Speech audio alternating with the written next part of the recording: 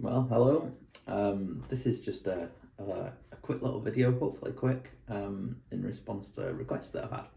So I've been asked how I do my feck. And now my flesh eaters are probably the fastest, easiest way I've learned to paint. Well, my silver nephew may be a little bit faster. But this is a really quick method. Hope it's useful. It only uses well, I'll show you when we get to the painting stage. It's you know you can count it on one hand. Doing the basing first today, just showing people how to do that. Now you're not going to win any painting awards for these, but you won't get docked any points either for painting, and they look pretty decent, especially in a group. So hope it's useful. If it is, let me know and maybe show me what you do. Right then, folks, this is what you're going to need to paint this army. Well, to do everything. Plus a bit of, you're going to need a bit of, this is including the basing method. Some ballast, and you're going to need some flock. You're going to need 2 brushes, a size 1 and a 00, a dry brush, a palette knife, or I mean you can use one of those tools from GW if you want, some PVA, I recommend a Posca pen, we'll talk about that, some Agrax. You're also going to need everybody's favourite, Mr. Null Oil actually. If you can do the eyes as well, the glowing eyes, you're going to need these 3 fellas: Troll Slayer, White Scar, Bloodletter, and then you're going to need purple tone, flesh wash, inks, and then strong tone, soft tone, dark tone. But we'll talk through it when we're doing things. So yeah, on we go. Okay, so what we've got is we've built up our final unit of flayers. Apologies for the janky camera angle, not really set up for this sort of thing. And what we're going to do for step 1, after having built these little fellas, which is easy enough, and a bit less easy when you haven't got instructions like myself. So first off, we've got some PVA. I've got some Citadel stuff here. It's all I've got in. Remember to give that a check. I have got some. I suppose this is just what I use for my death armies, so for consistency. So what it is I've built it up over time. It's a mixture of fine sand and then some different sizes of little stones. I suppose it's, if you got ballast from a hobby store, it'd be like they're large, medium, fine and super fine, I suppose it'd be. Don't know. But anyway, I find that works to give a little bit of variety. I haven't got any big stones so much in there, but I'd not use them across death. To be honest, on things like vampires, you probably, on zombie dragons and things, unless you put in some kind of depth and height on the base, you probably do need some bigger stones or little bits of scenery to fill up the space, because mine do look a little bit flat, but it's just all about getting it tournament ready. So the other thing I use is just a very cheap, nasty palette knife that I think I bought a set of different sized ones years and years ago off eBay for a couple of quid. But these come in really handy. They're better than the tool that you get from GW for applying PVA to things or texture paints, I find, and I just use it for basing. And this is as simple as it is. So you open up your PVA. I'm only going to do one of these fellas here. So you open up your PVA. I tend to, I'm just using MDF bases. Oh, crikey.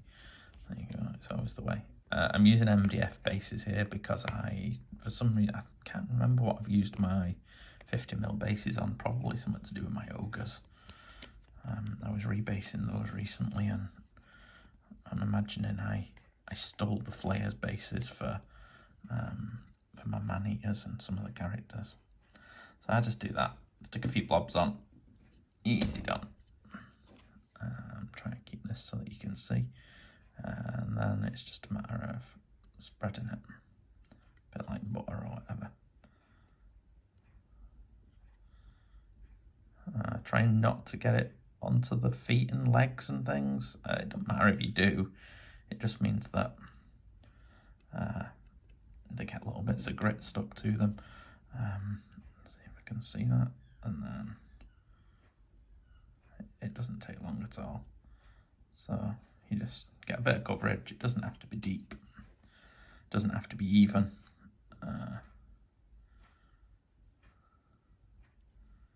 In fact, if you get it up a little bit, it makes it look like they're standing in mud or something later on. So that's that. Easy done, see? And then the way I do things is I take my ballast in my pot and I submerge my model like this. So he's in, a bit of a shack. I normally get a child at this point to count to 20 or something. You don't really have to count to 20, but it keeps them interested while you're doing stuff that isn't that interesting for them really. And then you pull it out and over the pot, just give it a bit of a tap. Like that. And then you've got that. Now, you don't want to touch that sand. You want to leave it a good few hours, really, to let that properly settle. But that is how I go about the basics of the base. So we'll come back with step 2 shortly. So there you go, really quick. First step's done. See if I can give you an idea of how that looks.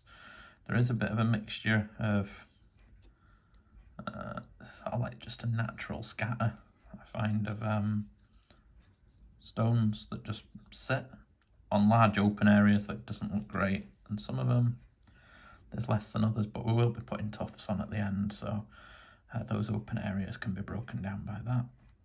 There you go then, so that's stage 1. I'm going to leave those for a couple of hours now. I'm going to work for the morning, and then I'm going to come back on my lunch and do step 2. Okay, so we're ready. Look at this, work in progress. Don't mock my stick. Stick's a good thing. Got this as a Secret Santa one year, maybe last year, and it really works well. Look. Oh shit, that's just asking for trouble. Right, so I'm going to spray these buggers. Couldn't do it yesterday, so this is just before I start work.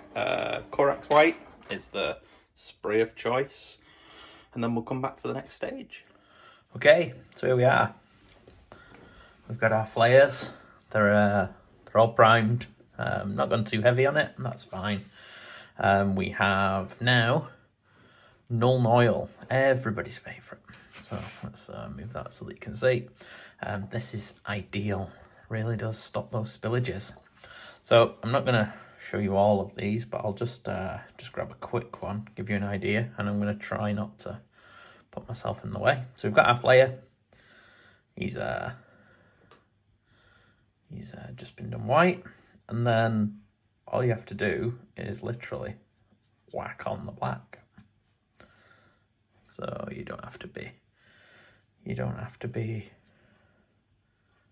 neat or anything like that. That's the good thing about death. It's the same as trees. It's definitely the lazy painter's army. Now, as I say, I do not profess to be a good painter. It's just not for me. I'm just not patient enough. I've not got the eyes for it. But I don't play with unpainted models, so I have to come up with ways to get things tournament legal, or even just legal for a game at home. Now, the way I do this is I stick to one part of the model at a time so that it doesn't start drying and then get streaky. Doesn't really matter if it does, it's just a good habit to get into. I mean, this is basically going to be the pre-shading.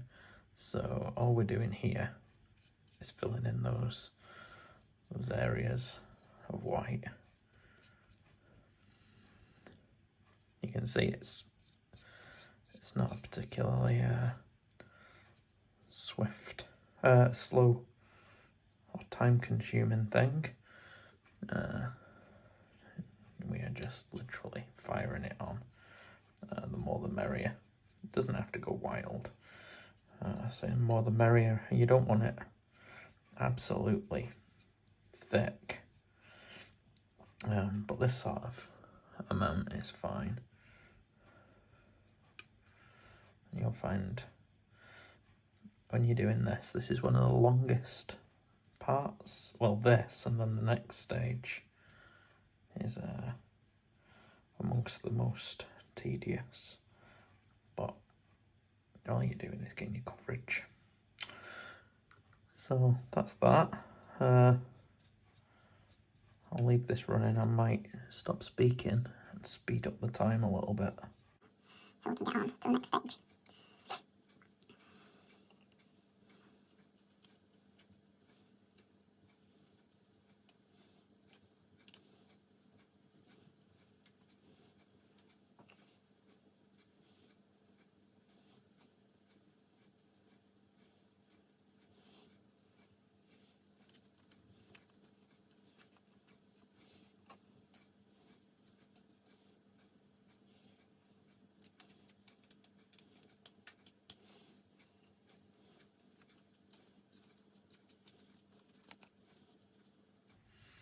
Apologies, not used to having a camera directly in front of me. It's making this a bit odd. One of the things is you try and get as much of coverage as you can. You inevitably miss a couple of little bits, or even where you've got some stuff, it dries out and you end up finding little white bits. I'll show you when this is dried. Don't worry about that. You don't have to get absolutely everything. There is a quick fix for it later before we do the next bit.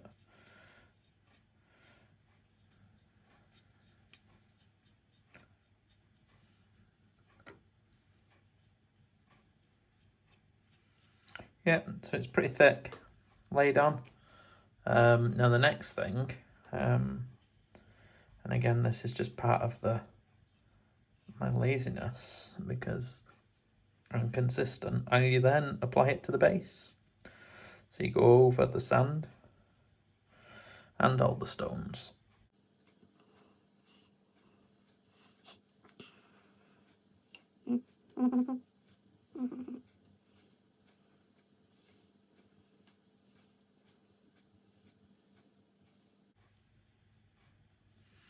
It is quite thirsty for null oil, this method, this technique. So yeah, you are going to invest in some. I did mix up some of my own, just using cheap acrylic paint from painting. It's not as good. This, you don't need too much stuff to paint like this. We're going to use less than half a dozen paints, so you might as well get the stuff that works. Throw some cash Games Workshop's way.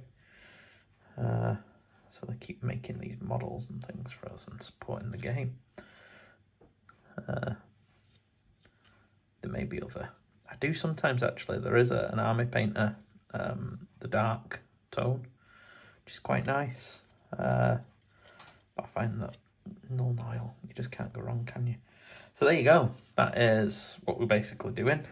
You're going to do that with all of them. Let it dry. What you can see there, there's see if you can see it, just there on the arm, even though I covered it. So if you do see that before it starts to dry, just quickly add a bit of paint to it. If it's starting to dry, you don't want to, because you're going to end up with all streakiness that looks pretty terrible. It's not the end of the world if it does dry, because we can go back over it and fill in any white bits once it's dried with a smaller brush and just sort of apply it to the white dots. But yeah, if you're catching them now, you might as well catch it. So there you go. That is stage 2. Right then, so before I get onto the fun stages, got a quick, everything's dry, so now we've got to just have a quick once over just to check it. Ideally, we're going to make sure that there's no white spots. Now you always get them, no matter how much coverage you think you've got. You think you've got it all, but you haven't. So I'll just pick one up. Let's have a quick look. So, yeah, so you can see there, there's quite a lot of white. It doesn't matter in some places, but I mean, there's a bit more there. A bit here in the eye. You get the odd like little hole. It won't make a massive difference, but I do prefer, if I can, to just quickly dab a little bit of Nuln Oil into the places where I can particularly see it, before I go into the next stage. So where was that other one I saw? Oh, crikey. A bit on the arse, wasn't it? There you go. And then a bit in there. Apologies if I don't point the camera at the right place doing this. I've never done a painting video before. So I'm going to do that. You can see the same there. I'm going to go pretty happy with that one. This exemplifies it quite good. See that dot there? See if I can, that bit there. That's the sort of thing that you find. I don't know why it happens, but there's probably a way to avoid it, but I'm not really a painter, as you'll see. If you're wanting to learn some fine skills, there's some great painting people out there. If you look at people like Vince Venturella, it's just there's other ones. I was looking at Oscar Lars recently. He's got some great stuff, but I'm not really a hobbyist, especially not anymore. I used to spend more time doing my painting. I paint to play now, rather than paint to hobby. So my objective is to just get things tournament legal or tabletop ready for the YouTube channel, with as little effort as possible. But I don't like things looking rubbish. But there you go. So just going through like that, touch up the bits. It doesn't matter if you end up with black dots. Next stage I'll sort that out.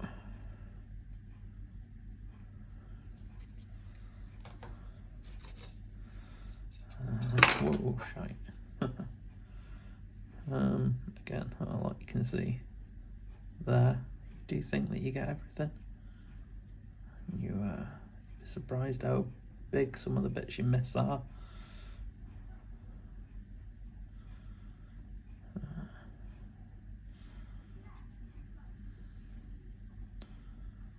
So I can get this to. You can see that on the actual ends of the wings there. And there. Crikey, all the way along there. That's just me. That's not it shrinking or anything. That's just me missing it as I've been going over. But that's why this it's quite important to get this bit right.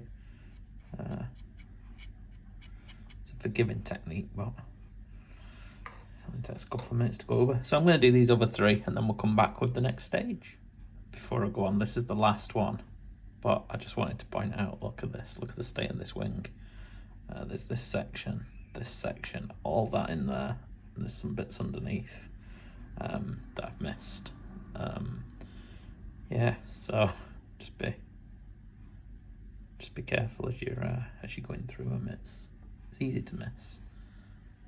This might seem a little bit counterproductive when you see the next step, but believe me, it's definitely going to help. And this, if you're painting in a traditional way, there's a lot more steps to what we're going to do. It seems a bit heavy on the mind numbing stuff early on, and it is. but it's worth it. You'll see things really start to speed up once you've got this done. What I'd love, I might have already said this, is Null oil in big tubs that I could just dip these in, shake them off. Army Painter do dips, but they have like a varnish finish, and it's not really what I want. I want Null oil, and I want it by the pint in big pots. I can grab this with some tweezers, or with some pliers, dunk it in, shake it into the pot, get the next one. That's perfect. Anyway, if anybody does that, let me know. Right, that's them done. So it'll only take 5 minutes to dry under this light, and then we'll come back with the next stage. Okay, so next step, that's all dried. Next step, we're going to be using a bit of white scar or your preferred white paint. And this is just a dry brush section. So you could use Praxi, I think it's called Praxi, the GW dry brush stuff, but I don't really like the dry brush stuff. I don't know whether or not I've just not had a good batch or what, but you get your paint the way I do it. I'm not the best dry brusher, and then I wipe a fair bit off. Still a bit on there, doesn't have to be like you would do. Oh, crikey, that is okay. And then all I'm going to do is lightly to start with, just give him a quick dry brush. You're not going to get this on the base, you're just going to go for the model.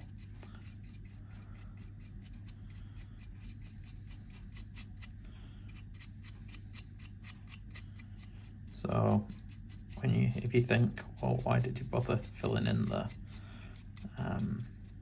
bits in the last stage? That's mainly because those bits, a lot of them fell within the crevices and things, and the black is going to act as a natural pre-shade. So when we come to the next stage, sort of the final stage if you like, we're not going to need to do any layers or to do any highlights or anything. It'll all be done. What this does is it naturally sort of gradiates things, so you'll end up with white at the top on the high areas, and you'll end up with black at the bottom, and then lots of little grey bits. Again, it takes a little bit of time, not a great deal. It's not time spent concentrating. You can stick an audio book on, or even have a battle report or something in front of you while you do this. It's you can be glancing around. It's getting the paint in the wrong place isn't really an option. So oops. You might need a smaller dry brush for certain parts, like when you're trying to get in behind in there. It doesn't matter if you don't get it all in though, because this ends up looking like almost like nighttime, which is good if you choose to do the last step and go for the glowing eyes, because it offers a really good contrast to the rest of the model. So don't get too precious about trying to get in there and getting everything highlighted. It'll act like a natural shadow. Same there, where I've clearly missed a bit in the wing. Ideally I wouldn't have done that, but honestly, it doesn't matter. If you're particular about how it's going to look, you probably want to take a different approach to this one. Oops. So you can see it really sort of like lifts the model now with the white. There may be other brushes available. I think that there are some specific dry brushes, like Artis Opus do a range. I just have Citadel ones. Some people use makeup brushes. I don't have any of them kicking about the house. And my daughters not old enough for makeup. Well, she might think she is, I don't know. She don't wear makeup when she stays at my house anyway. But there you go. So, probably, rather than bore you with me just whittering on, I think that gives an impression of how things are going to look. I'm going to fire across the next ones. Give them all this sort of treatment. Be sure to get those bits that are exposed.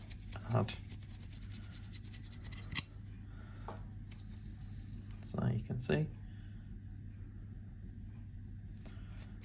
this wing here, I might give another little go to an inside so that the bone gets highlighted. It'll all look alright. As I say, this is ideal for things like Skaven or Undead, Dryads, Sylvaneth, that sort of thing. Zombies really look good done like this. Right, so there you go. That is this stage. I'll get the others done and I'll take you through the next stage. Right then, we're on to the next stages. Now this has got to be my favourite section, my favourite stage where things really speed up. And it's also using my 3-4 maybe favourite paint sinks and then a bit of purple. But just so that you can see these, oh crikey, I'm not very good with a bloody thing in front of me. Let's move these. So what have we got? We have got Flesh Wash. This is just absolute gold. It's an ink by the Army Painter. I think you can buy a set with all the different quick shades in. They're a bit like the washes from GW, but I just find them so much better. They do coloured ones, so we've got the flesh and we've got the purple, which we'll be using. But then they also do these 3, and there's no way I could live without these 3. Don't be confused if you're buying them with the actual dips that they do, the big ones. These are more like inks, come washes. So we've got soft tone. Oh shit. Oh, look at me go. Yeah. We've got strong tone and we've got dark tone. So the way I do this is now everything's pre-shaded. All the hard work's done. So now it's like doing a watercolour. So it's more like watercolour than acrylic. So what you in effect do is just slap these on in the areas. So strong tone is the colour that I use for skin. So what I'll do is I'll just shift these guys that are out of the way. May edit this, you never know. Right, so I've got some water, I've got some kitchen roll, I've got my trusty size 1 brush. This is my wet palette. I've started learning how to use that for the Marvel Crisis Protocol stuff I do, but it's really handy because it has these wells at the side, because you don't really want to be putting washes on a wet palette because it totally knackers the consistency. So I'm just shaking it, don't worry. So we've got strong tone, which we'll fire in. We're going to need quite a lot of that stuff because that's the main skin colour. Now, you do tend to be using more than one at a time when you're using this method, but it's fine because they blend into each other really well. So a strong tone, don't worry about the base at the moment. If it goes onto the base, it's fine. Looking at the model, we're going to be using strong tone on all the flesh areas. We're going to be using flesh tone on the wing membranes. We're going to be using soft tone on the bone. We're going to be using soft tone on the teeth and any horns. Purple on any exposed muscle and whatnot. And then soft tone on the teeth. We're going to use dark tone on any fur. Soft tone again on the nails and claws. Don't worry about the base, we're just going to fire Agrax over that at the end. If you get any stuff off the model onto the base, it really doesn't matter. And then we'll do the eyes separate as a bit of a bonus. You don't have to do the eyes, but you can do. So again, it's pretty loose, so all we're going to do is this.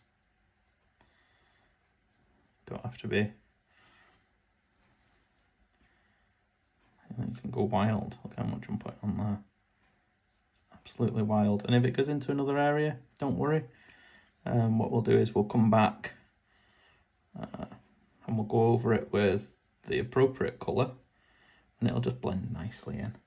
That's particularly the case when you get to the wings, because there's those really thin bits that are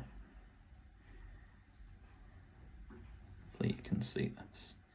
It's a bit tricky for me to see it and for you, but as I say, what you're getting is you just have to go for it. And then can you see it acts like a wash anyway, but having the pre-shade behind it just means that, well, the whole job's done. You don't have to highlight anything afterwards. It'll be translucent where it needs to be. I mean, look at that. Look how wild I've gone there. So, I mean, if you do go, that might be a little wild. There are limits. But you can always make up for it. Look how fast this is now. If you think about the speed it'd normally take to paint a mini. It's going a bit wild. So, it doesn't have to be overly neat. I'll just show you me doing this one. Then I'll do the others, and then we'll come to, look, even though I've gone over the flesh a bit there, the fleshy bit, doesn't really matter.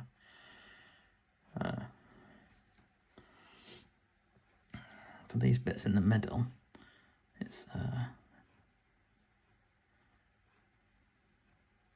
just paint it. It's doesn't matter if it goes into the recess at the side.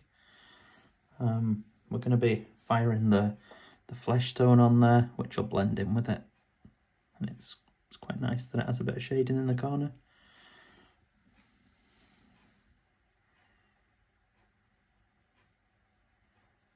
If you do get a bit like that, that's a bit too much on there, just go into the water and then just water it.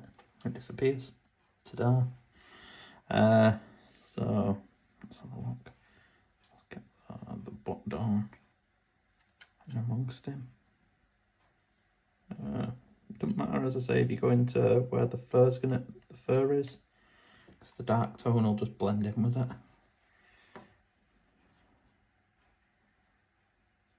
Same with the purple. I mean, these things are dead.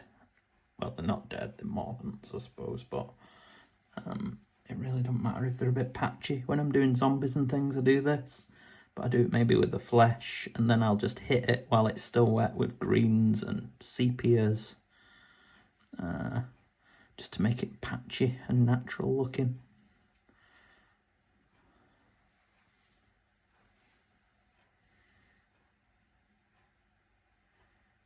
I mean, this is glorious.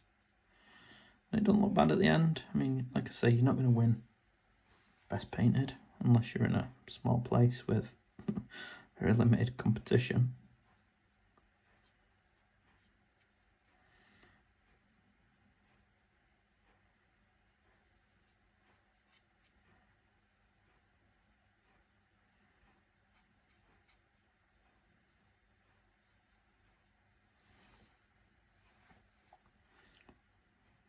My hands are a bit shaky today. I don't know what the problem is.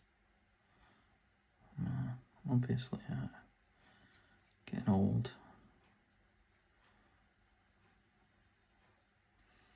So yeah, there you go. That's the bulk of it. You can see where it pools in big places, like here. You can just pull it out a bit. Don't let it start to set. That's the only thing. Try and do the body in areas, like you see I've left that leg and left it at a natural joint before I go on to it. That's just so that I don't end up with streaks or tide marks. It's okay if you get the odd one, but it's easier. It looks a bit better if you just colour the modelling in sections.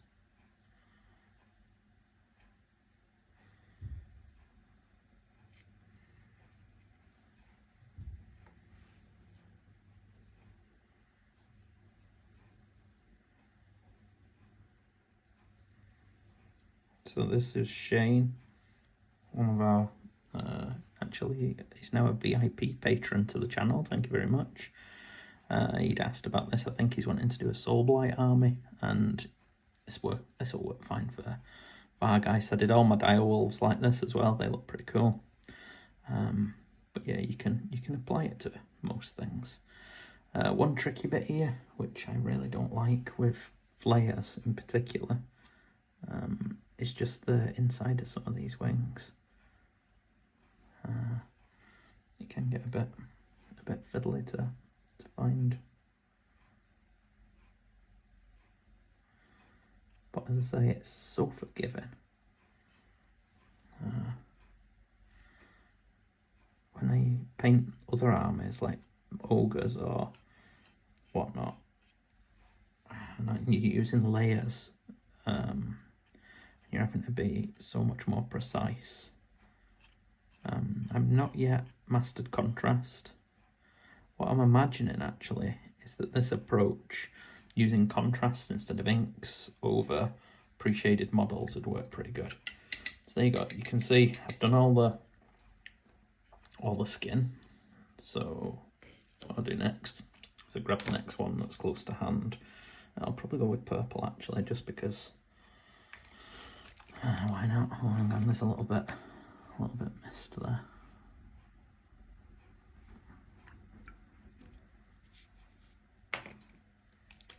So these inks, same as any sort of thing like that, you really do have to give them a good check. Same with GW washes. So purple's the one we'll need the least of. We probably only need 2 or 3 drops for like all 6 models. Because there's very limited areas. But what I also use the purple for is once the strong tones dried, I use it for just around the mouths, just rub a bit on the lips.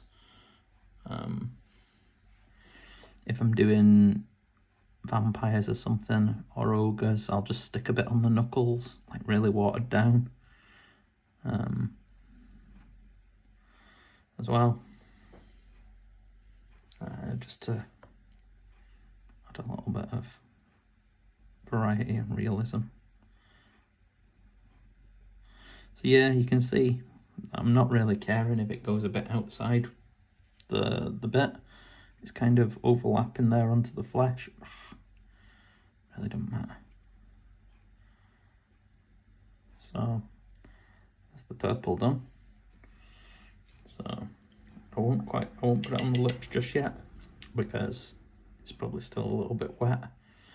We'll go to the nicest looking bit I find, might be worth showing now, is the flesh. This is a beautiful flesh, totally different to the GW ones.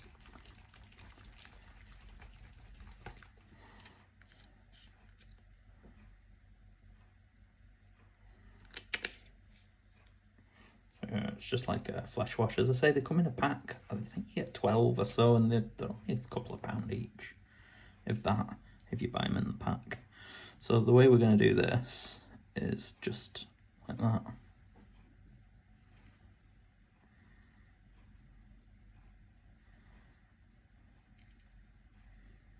In fact, that doesn't look like I've shook it quite as well as I would have liked, actually.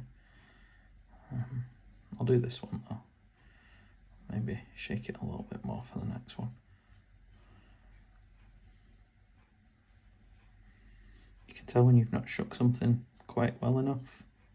And as I say, it doesn't really matter if it goes into the middle. Just wet your brush a bit, run it along it, and it'll reset.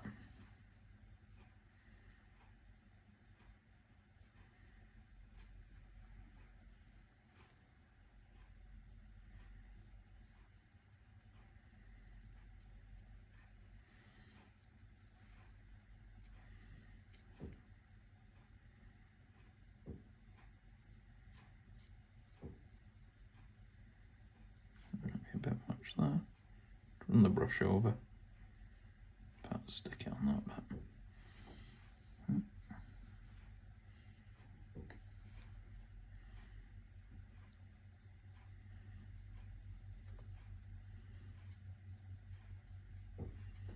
So yeah, you can see it's quite a contrast to the skin. Go to the other side.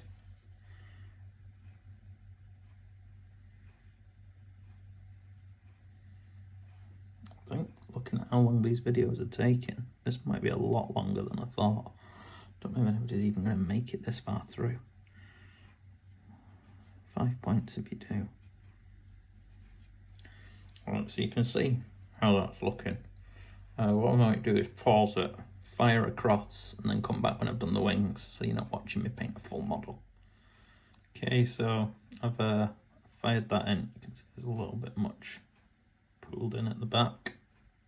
I also remembered to paint the flesh on the bone and that on the inside of this wing just then, so you can see that's been added later, but it doesn't really matter. It blends quite nicely. It will pool naturally, but yeah, it's coming on already, so you can see how that's looking. I've just got to do the inside of this wing here actually.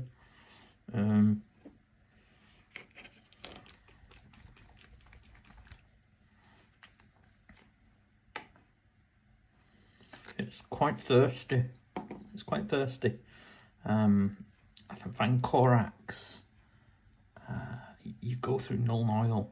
I might have said this earlier, but I don't know. You go through Null Oil so much on this because Corax just seems to be a thirsty paint, and if you put a wash over it rather than a normal paint, it just seems to soak it in, and you end up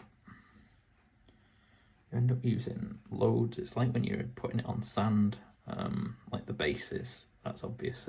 It's going to absorb it because the wrong one. Because the sand's dry and it sucks in the water. But Corax just seems to be the same. Maybe it's just that powdery finish that it sometimes seems to have. Maybe that's me just not treating the can properly and not checking it right. I do get a little bit. Oh Christ! I'm not even on the picture. I do get a little bit impatient and go for the quicker solution. So yeah, you can see there how we are. So just doesn't even matter if you go over the bit that's already been done. So that's that section. So the next thing we're going to need to do is decide if we're going to do soft tone or the dark flesh. I think just because this is still pretty wet, I'll go with the dark colour first, dark tone. So we're strong on the flesh. Dark tone is it's not quite like a Null Oil. I use it. It's got a bit of a, I don't know, a green somewhere in amongst it, I feel. So it gives a slightly different sort of feel to what am I doing now? So again, it's doesn't matter if it blends.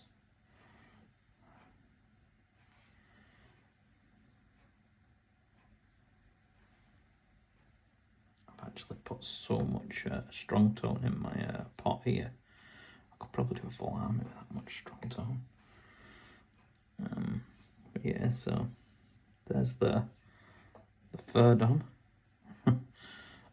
So now we're on to the soft tone. Soft tone, you could use Seraphim Sepia. It's easy.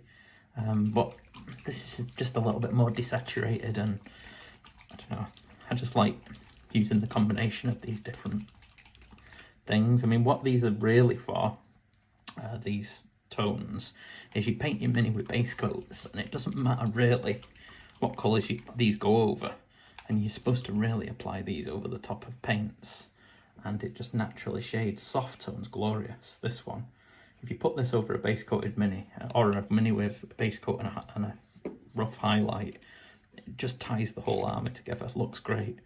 But I find that just going straight onto the white, it kind of looks a bit like a sepia. So I don't know, I did it once and then I've carried it through my whole army. You can see there's a lot of the flesh pooling. I'll come back to that in a minute. I just tend to do the tips with a bit of soft tone. It'll blend down. And the bones,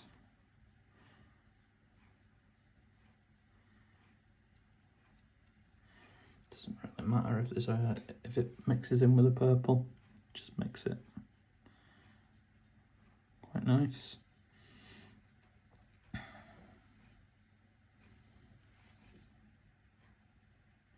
I mean, I really would be keen to see anybody's efforts using this sort of style.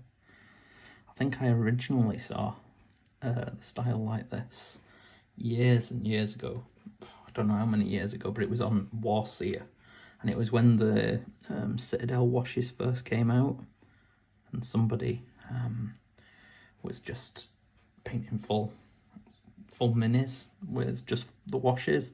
Now, I adapted the style that they were doing, the technique,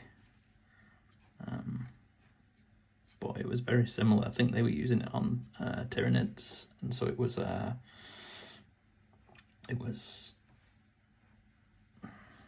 Carnifexes or whatever they're called. I'm not a 40k player.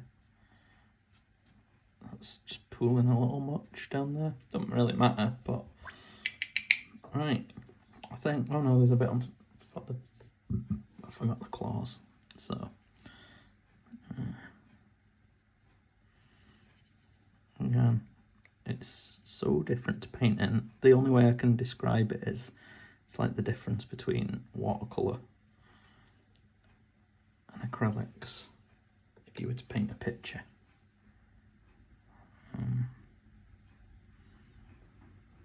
I think that is the model done, so it'll take a little while to dry. Just put a bit of water there, just water it down and spread it out a bit. Yeah, that's one done. So I'll go through the others, do those, and we'll come back for a look at what they come out like. And then I'll show you how to do some glowing eyes. Well, we've fired through those. I left them to dry overnight, and it's lunch break again. So you can see there's a few, I mean, if you were being precious about things, there's a few things like where the wash has pooled on the edge of a couple of the claws. I really don't mind that sort of thing. You could touch that up with a bit of dry brush or something. What it gives is it's quite a patchy finish, but I find it looks a bit natural. So my favourite part is the wings. I think, well, these I've just touched up again, so you can see some wet bits because I've missed a couple of bits.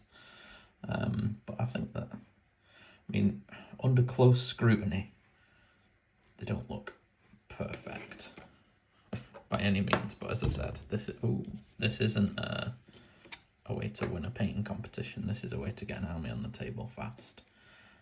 So you can see, you might be getting seasick there. I'll be touching this up with probably just a bit of black, a bit of dark tone. But the next stage, the stage I'm going to do now, is everybody's favourite.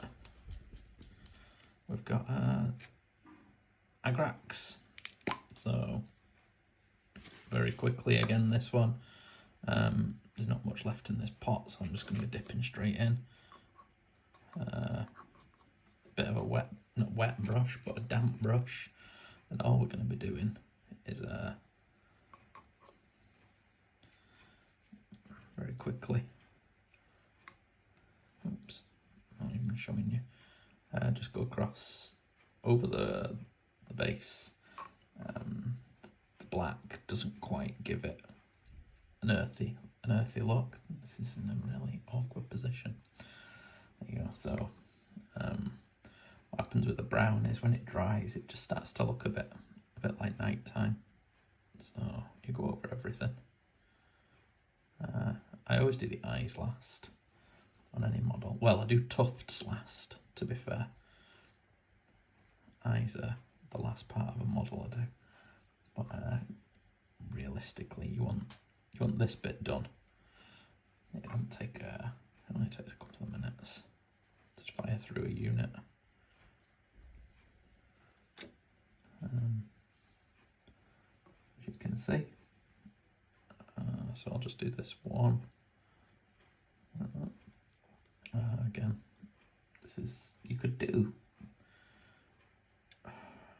it's the first bit where you spray in, dry brushing, well, spraying, washing and dry brushing that takes the time, and it's a bit dull because you're not really doing anything skilled. But then when you start seeing the actual colours go on and whatnot, it gets a bit more fun. I think you could probably get through an army in a weekend. Probably do 2,000 points of flesh eaters, easy anyway, not a horde army. That might be a little longer. So that's all I'm doing. I'll do the rest of them. I can see there that I've missed a little bit. So I'll just leave that, and I'll leave that to dry. There's a bit more in there. Oh, having the camera there is quite useful actually. Don't mind if it goes a bit over the foot. So yeah, that's the next stage. And then we're going to come back and do the eyes once that's dry.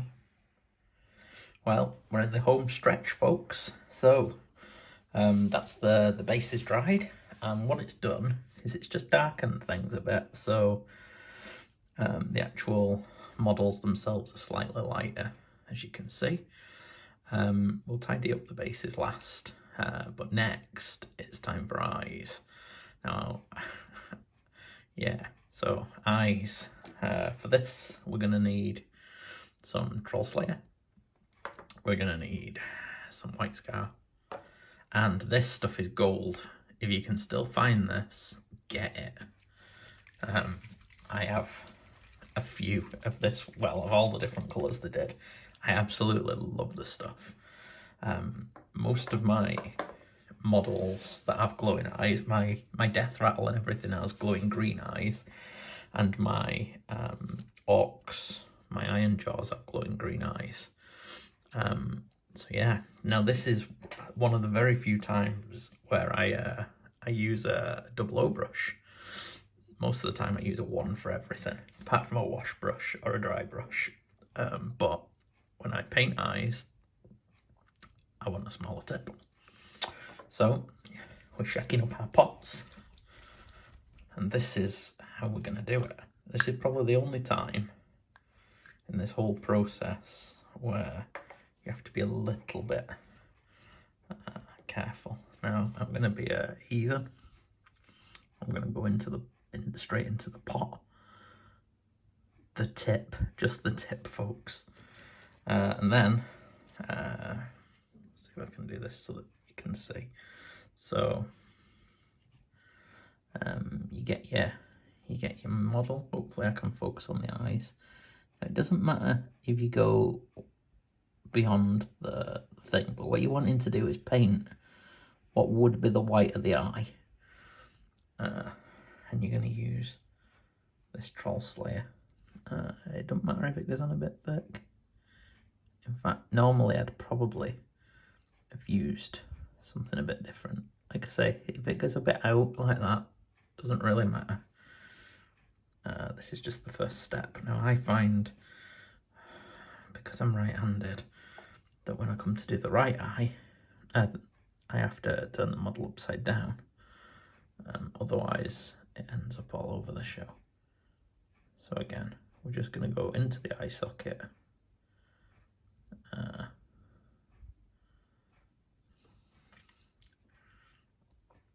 Like so.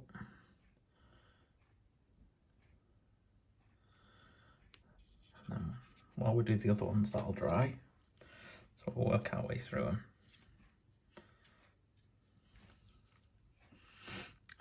I'm a brush licker, so that's me just licking the brush and getting it back to a point. Let's see if I can get it in front, sorry.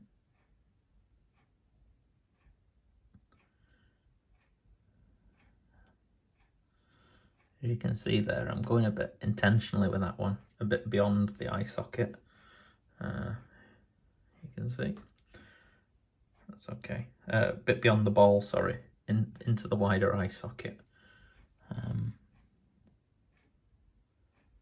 Because it's just because of what that model's like. You'll come to your own style. But yeah, that's all we're looking to do really at this point for step one. But this is some people have really in-depth and detailed ways of doing glowing eyes, and I applaud them. But as everybody who knows me will know, I'm a lazy man.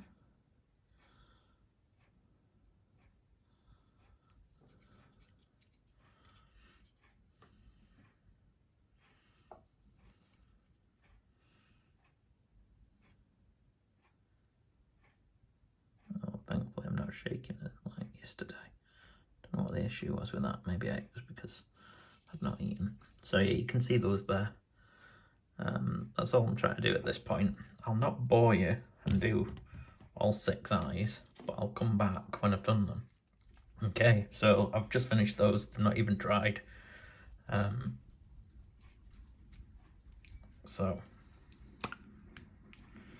Into the white scar, back to the first one. Now this is where it's a little bit more finicky.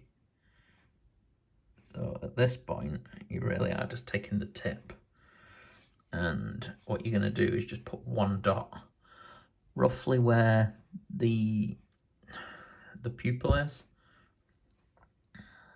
You want it in amongst the orange.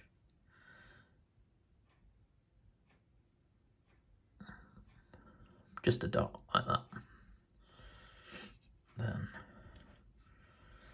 ideally you'll get it in the same place, and again I find turning them upside down allows that.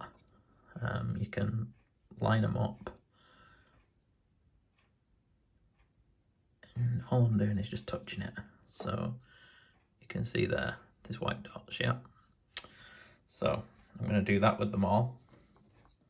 I'll maybe show you the next one so you can hopefully I won't do one wrong. I might do. With this one we came to earlier, all I did was throw some agrax on that thing around the neck. I don't tend to use metallic paint, and I don't do non-metallic metal either.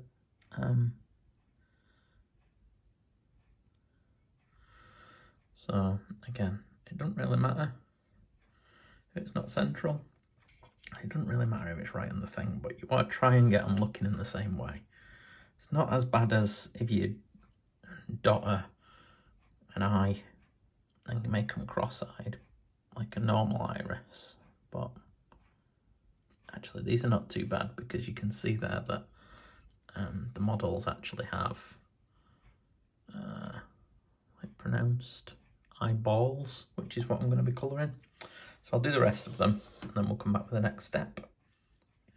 Okay, so that's all the eyes just dotted. Again, I've not waited.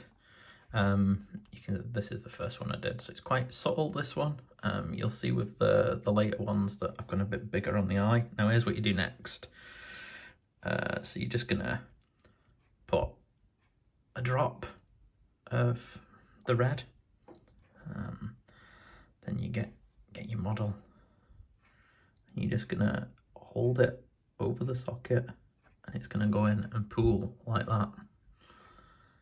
And you're keeping it steady now because you don't want to stand him upright until this pool dries.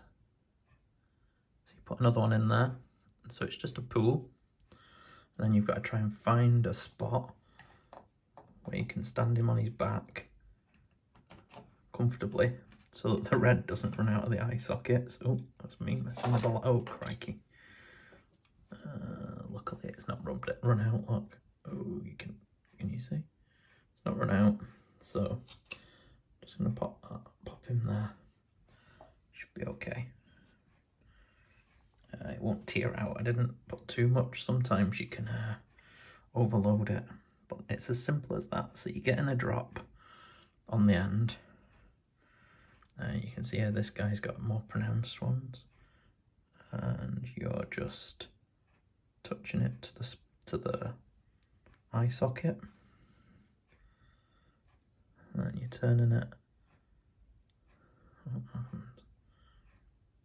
and you're filling it again, just like that.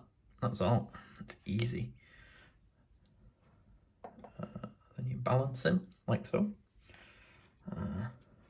Next guy.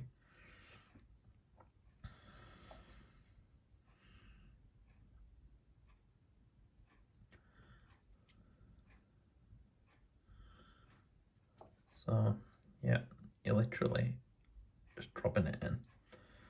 I'm just gonna have to go over it as well. So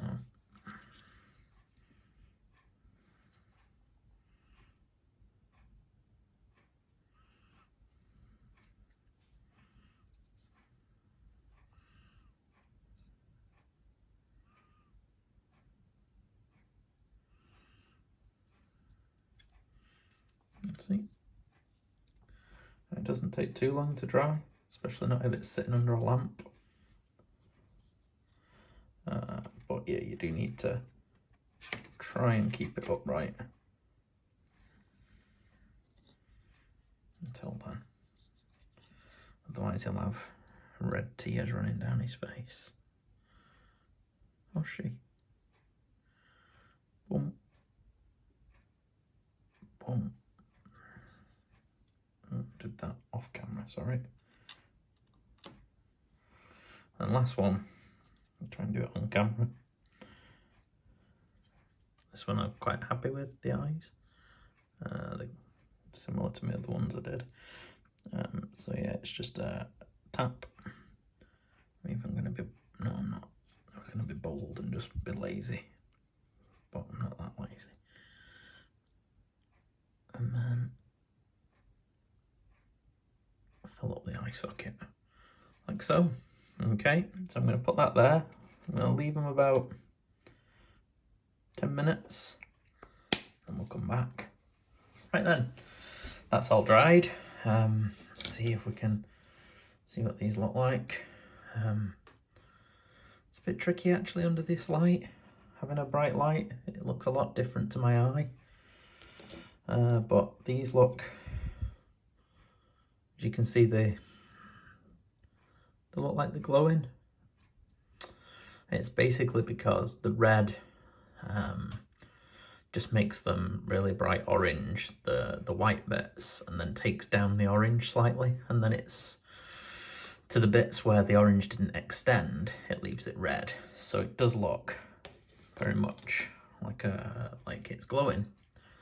Whether or not the camera can capture that, I'm not sure. Possibly not, but you have to take my word for it. Oh, crikey, look at me. I'm great at this. Let's see if I can get one close. Yeah, anyway, it looks like they're glowing. So next stage, at this point you could decide to do purple around the mouths. I think with this unit I'm actually going to leave it because I'm quite happy with how they look. So just quickly onto the bases. The next stage for the bases, we're back with the spatula and the PVA.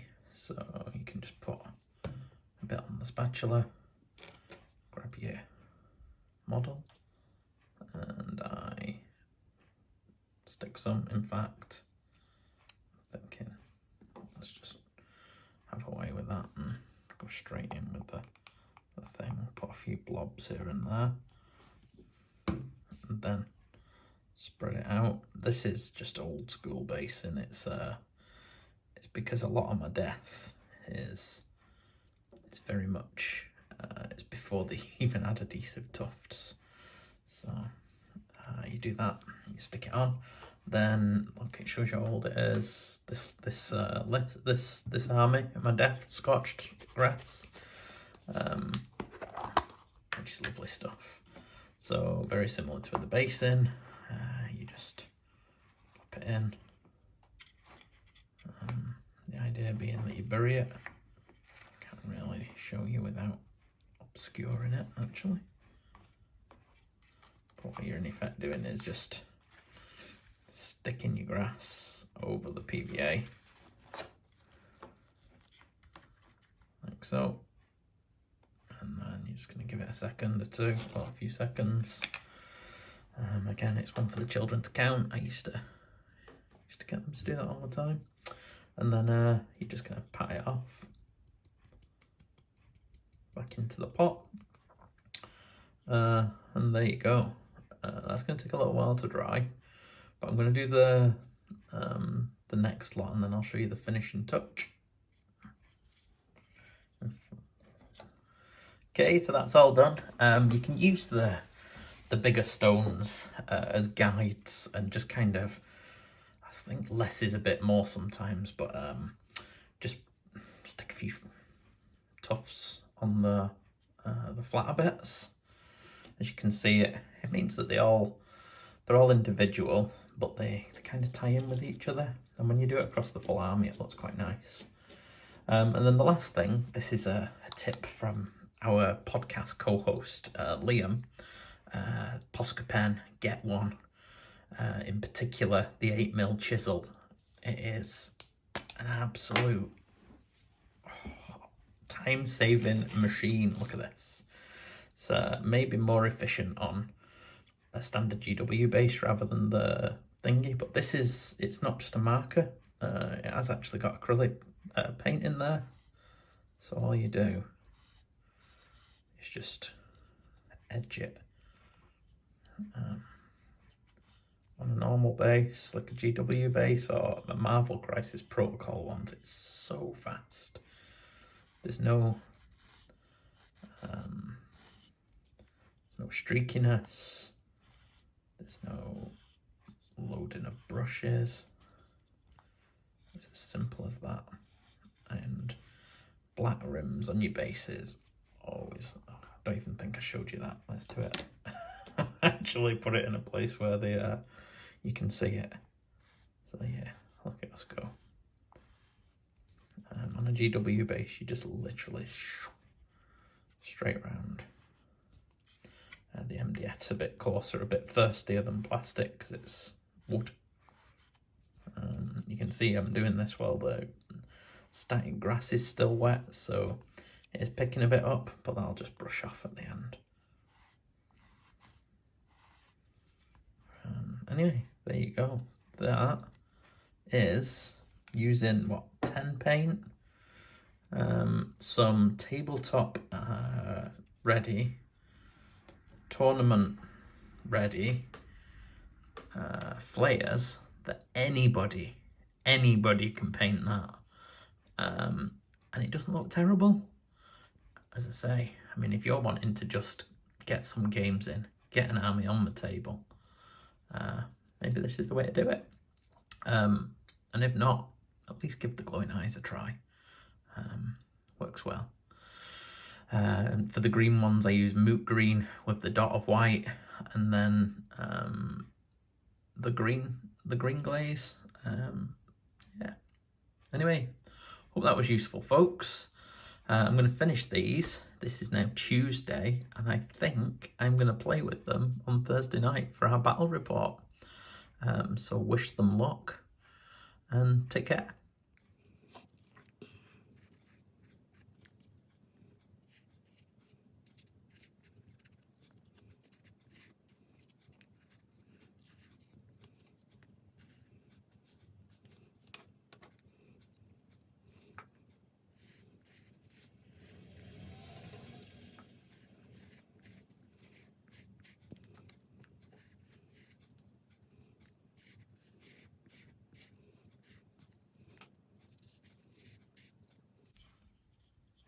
And that is our army. Whoa, one day, but not today.